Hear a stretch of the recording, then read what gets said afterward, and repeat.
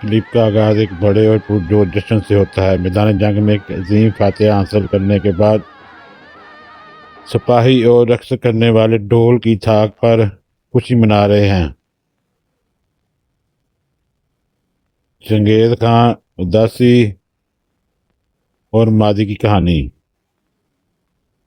منظر ایک شاہی خیمے کے اندر منتقل ہوتا ہے جہاں تموجن چنگیز خان اپنے تخت پر انتہائی اداس اور گمسم بیٹھا ہے۔ اس کا وفادار جرنیل اور ساتھی ہندوسار اس کے پاس آتا ہے۔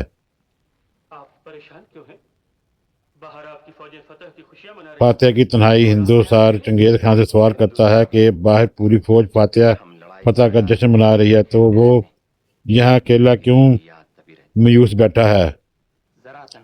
چنگیز خان جواب دیتا ہے کہ جنگ کے ہنگامے ہرائی میں تو انسان کا ذہن مصروف رہتا ہے، لیکن تنہائی کے لیے یہ خاموش لمحے ماضی کی دردناک زخموں کو دوبارہ ہرا کر دیتے ہیں۔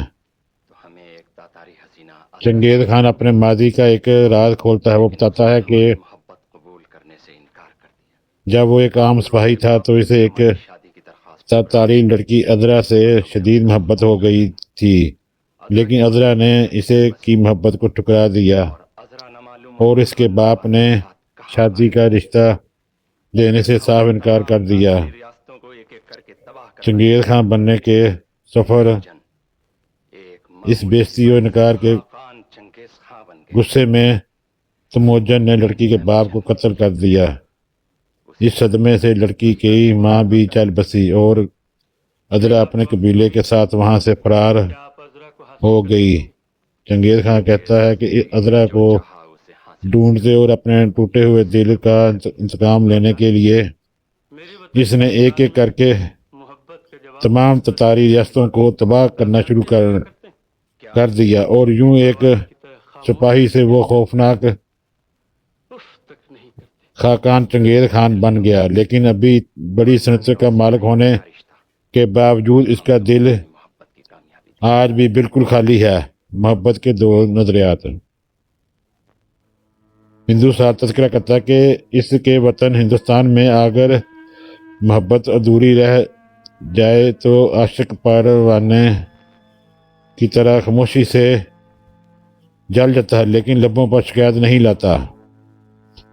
چنگیز خان اس بات کو بزدلی قرار دے کر مسترد کر دیتا ہے اور کہتا ہے کہ ایک جنگجو خاموشی سے نہیں جلتا، وہ یا تو اپنی پسند کو حاصل کر لیتا ہے یا پھر سب کچھ مٹا کر راکھ کر دیتا ہے۔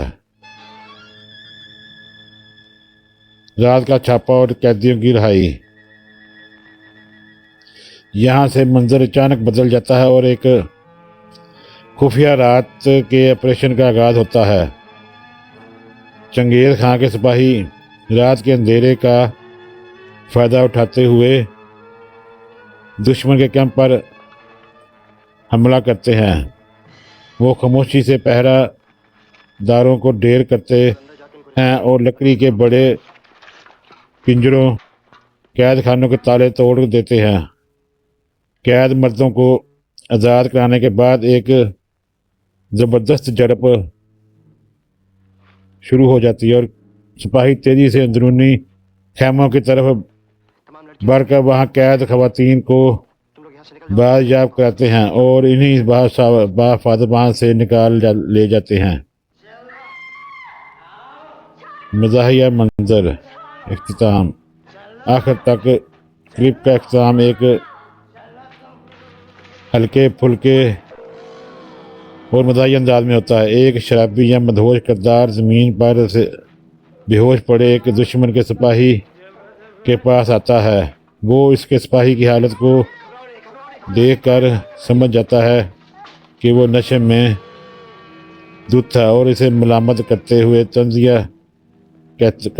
کرتا ہے کہ اگر اتنی ہی نہیں سنبھالتی تو پیتے کیوں ہو۔ یہ منظر اتنی بڑی جنگ اور ایکشن کے بعد کلپ میں تھوڑی تفریح پیدا کرتا ہے۔